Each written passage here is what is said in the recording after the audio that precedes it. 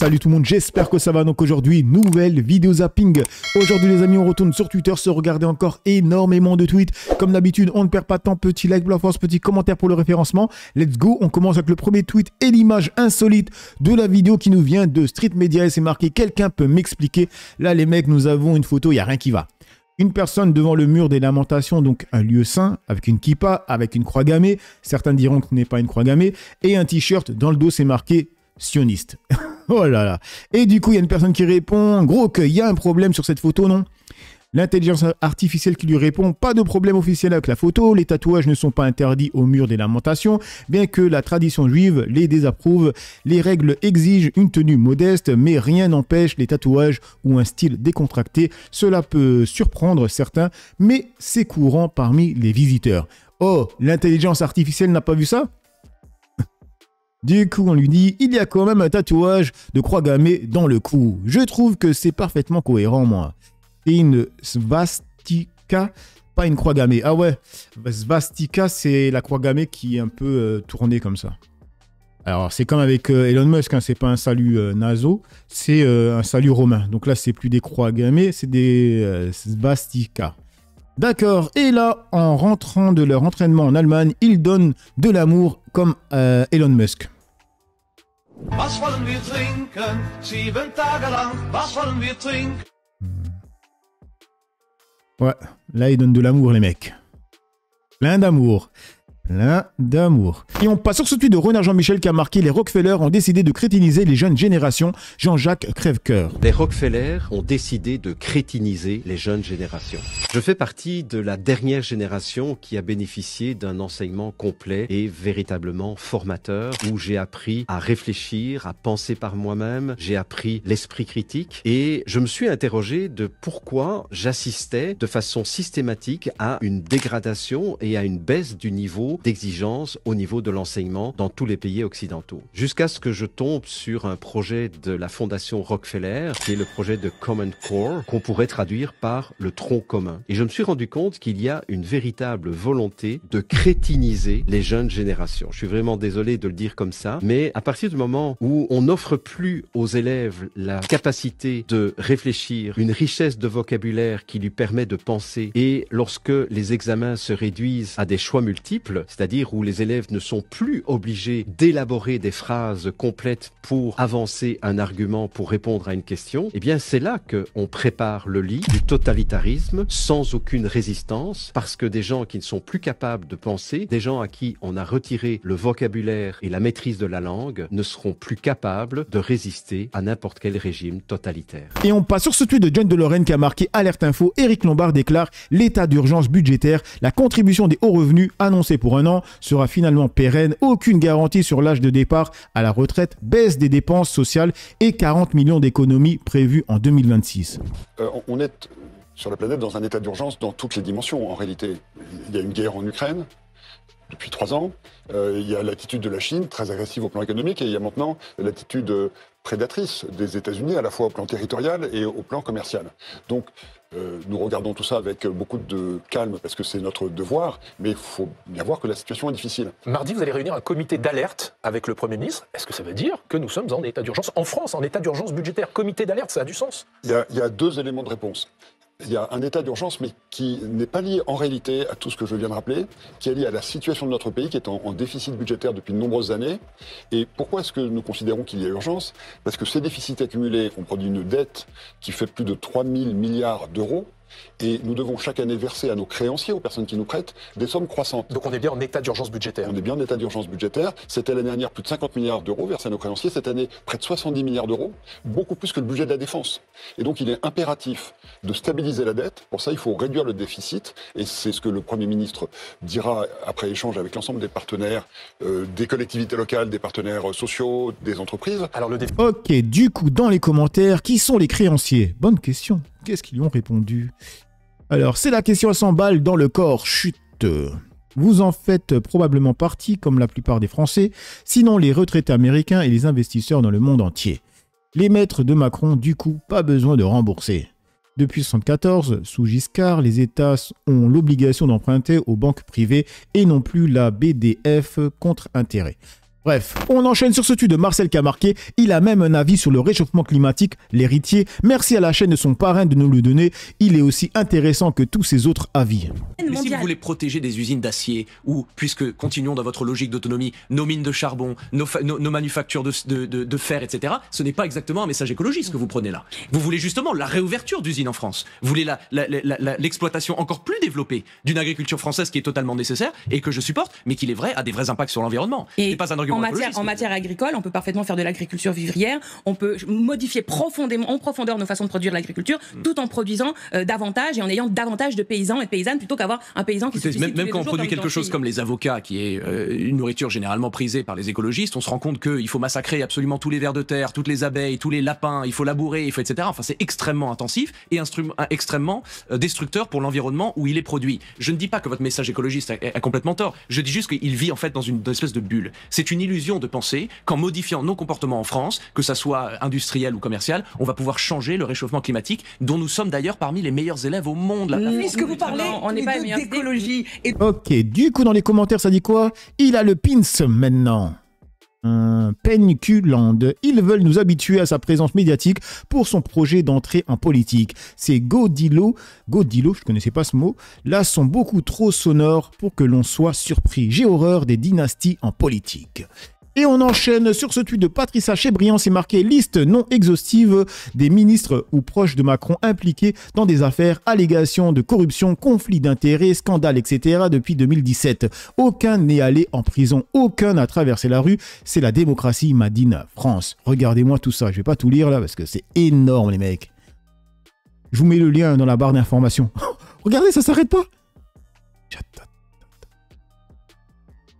Ok, et on enchaîne sur ce tweet de Tribune Populaire qui a marqué « Regardez attentivement cette séquence où le juge Mirande, sous serment devant la commission d'enquête, démonte un à un tous les mensonges de François Bayrou dans l'affaire de Betaram. Le fait que Bayrou soit encore en poste révèle d'un véritable scandale d'État. » François Bayrou, qui en 1988 est président du conseil départemental des Pyrénées-Atlantiques et député. François Bayrou décrit, lui, cette rencontre comme une rencontre fortuite. Bien évidemment, ce n'est pas fortuit, puisqu'il est venu chez moi, à mon domicile. J'ai été surpris qu'il dise cela, d'ailleurs. Il a commencé par nier la rencontre. Ensuite, il a dit que c'était fortuit pour admettre qu'on s'était rencontrés. Ce n'était pas fortuit du tout, puisqu'il a fait la démarche de venir à mon domicile. François Bayrou, lui, le 15 février 2025, déclare que cette rencontre, elle a eu lieu sur un chemin, qu'il vous aurait croisé sur un chemin. Vous nous confirmez que c'est bien chez vous que cet échange a eu lieu? Tout à fait, c'est bien chez moi. Et d'ailleurs, était présente une de mes filles avec un de ses amis. Très bien. François Bayrou déclare également que vous auriez abordé ce sujet des violences sexuelles et des crimes du père Caricart. Je cite le Premier ministre au détour d'une phrase. Pourriez-vous revenir sur le temps qu'a pris cet échange avec François Bayrou? Quelques heures, hein, peut-être 2 heures au moins.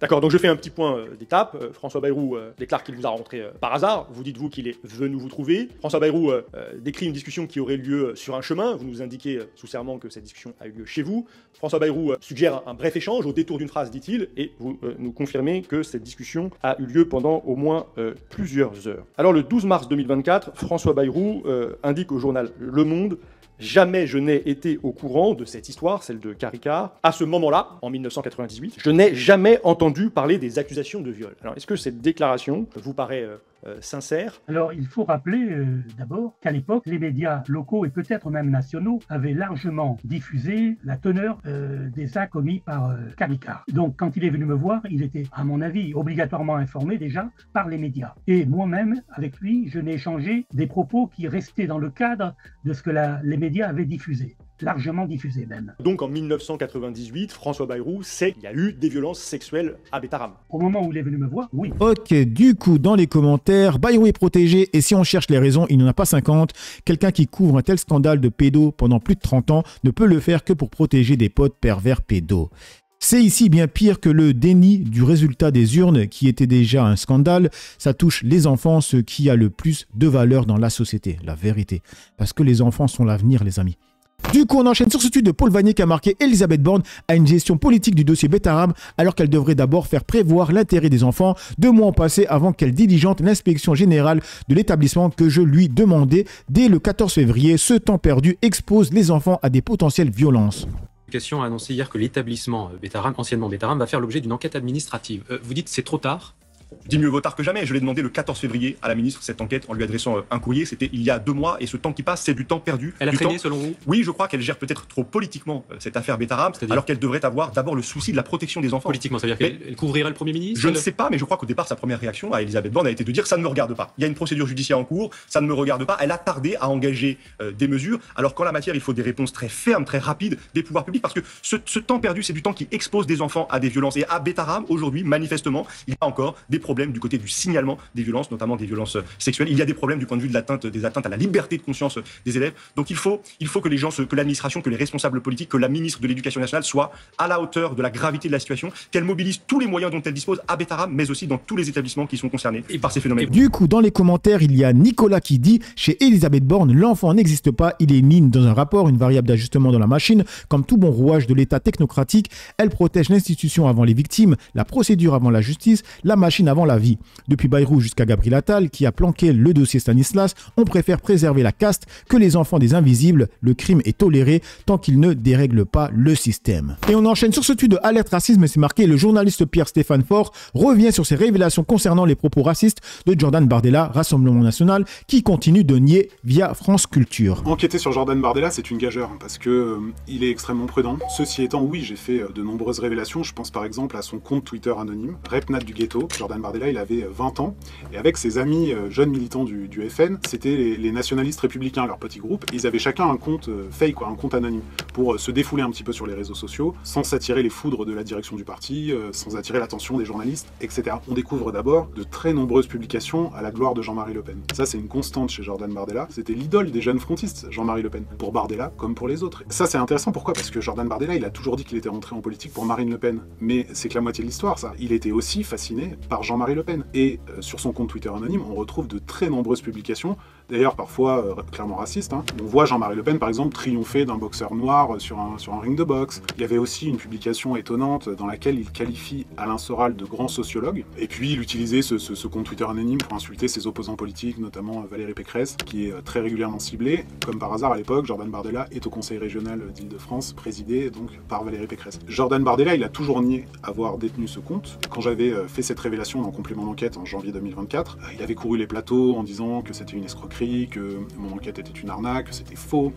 Ils avaient même essayé de faire couper ce passage dans le complément d'enquête. Évidemment, il avait été diffusé. Je tiens à dire que Jordan Bardella n'a jamais déposé plainte en diffamation contre moi sur cette révélation. Parce que oui, c'était bien Jordan Bardella qui animait ce compte, il le sait pertinemment. Et comme bien souvent les politiques le font, ils menacent d'un procès en diffamation et puis ils n'en font rien parce qu'ils savent qu'ils le perdraient.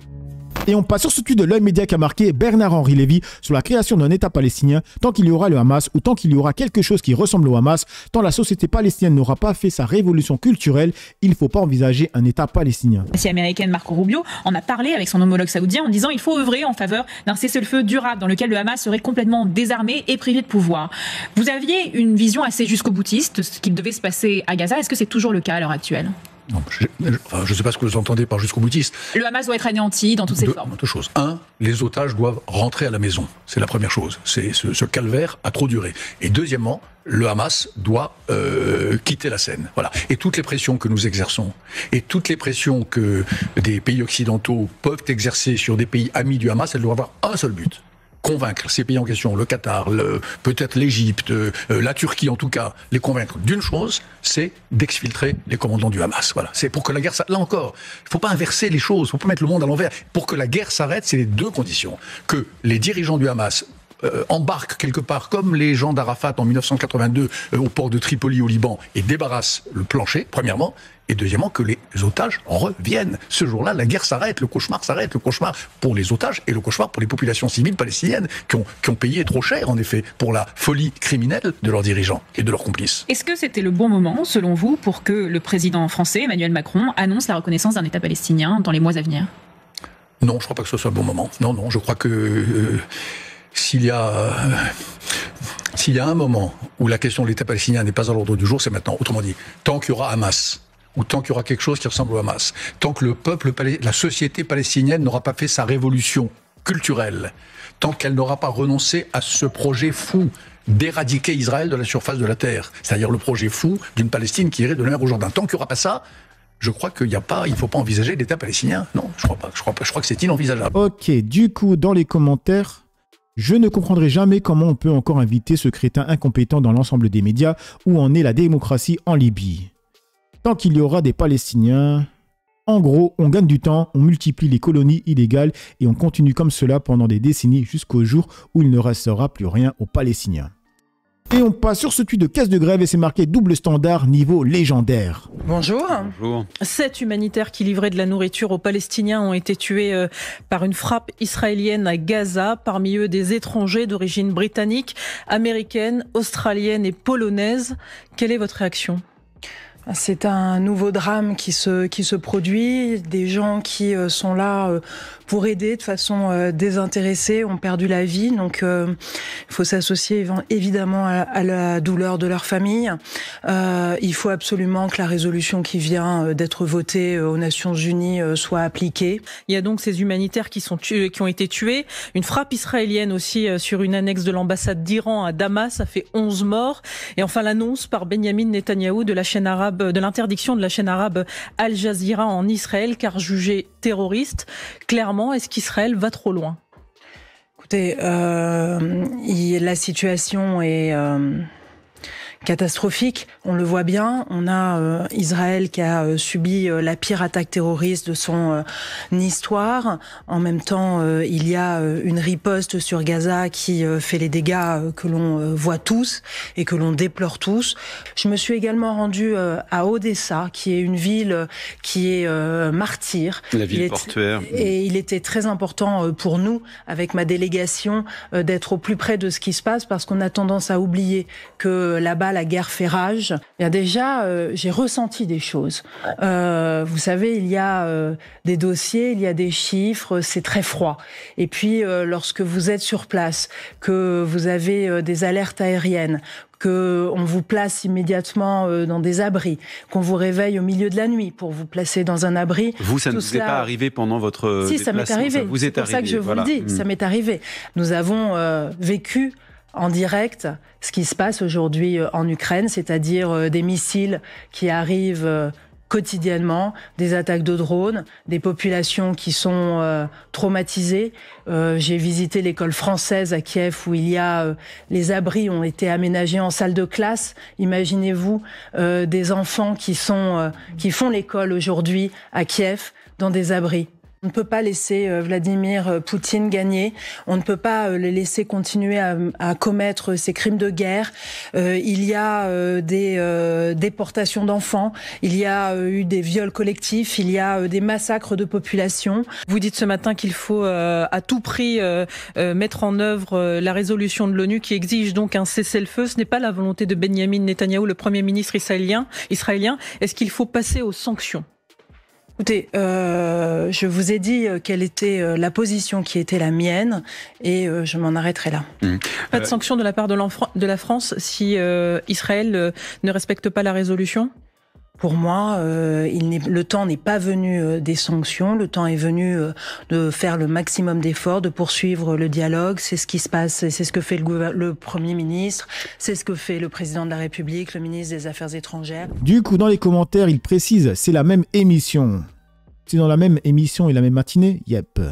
La pire attaque terreau de son histoire, vs dégâts importants à Gaza, déshumanisation insupportable, pas un seul putain de mot pour parler des morts à Gaza. Elle parle comme s'il y avait personne dans ces bâtiments rasés. Et on passe sur ce tweet de Lily Perle qui a marqué « Où sont les patriotes français quand le fils du président israélien insulte gravement notre chef d'État ?» Silence radio. Critiquer son président, c'est une chose. Se taire quand l'étranger humilie la France, c'est de la soumission, pas du patriotisme français 2.0. Fier, mais à genoux. Regardez le screen de l'International. Va te faire foutre, le fils de Benyamin Netanyahou, apostrophe Emmanuel Macron sur X. Voilà son tweet. Du coup, dans les commentaires, ils vont nous dire « Il faut libérer Boualem Sansal ».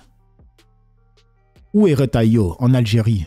Que fait Retailleau? Il cherche des femmes voilées ou des Algériens à se mettre sous la dent. Damien Rieu, on attend ta réaction de patriote en carton. Tu vas faire carpette? On le sait déjà. Et on termine sur ce tweet de Debugger News. C'est marqué « Jamel Debbouze a choisi Israël. Gérard Darmon, Tel Aviv, le 14 mars 2024. » Je ne le savais pas, ça date d'1 an, mais je suis tombé dessus, donc je vous le partage. Qui traîne, toujours. C'est comme ça. Et chez tes potes musulmans, par exemple, je sais que tu es Mais chez les musulmans, ça va. Après 7 octobre, il y a eu un changement de point de vue. Non, pas avec ceux qui me sont proches, comme comme Jamel Debbouze. Surtout Jamel, quoi. Mais, voilà, tu vois, Jamel, tu as vu l'hommage qu'il a rendu à Jaoui. Ouais. Il s'en est pris plein la tête pour ça. Il s'est pris plein la tête ça, quoi. C'est une honte absolue quand je lis. Vous vous êtes appelé après le 7 octobre? Oui, on s'est écrit, voilà, le reste, si tu veux, ceux qui terminent leur phrase, qui nous faisaient des sourires, qui terminent leur phrase avec 2 ou 3 drapeaux palestiniens, j'ai plus envie de leur parler. Ok. Et du coup, il y a, je sais pas, qui répond avec le sketch de Dieudonné. Dans le show business, les gens baissent leur froc énormément. D'ailleurs, la plupart n'ont plus de froc. L'autre jour, je tombe sur un ancien collègue, un copain. Je lui dis, merde, t'as plus de froc? Il me dit non. Il me dit, c'est plus pas pratique, c'est plus simple. Un mec que j'ai connu avec son froc, il avait dit, jamais j'envoie mon froc. Il dit, je l'air depuis le mois de janvier. Non, je donnerai pas son nom, parce que non, je suis pas une donneuse, je donne pas les noms. Jamel Debbouze,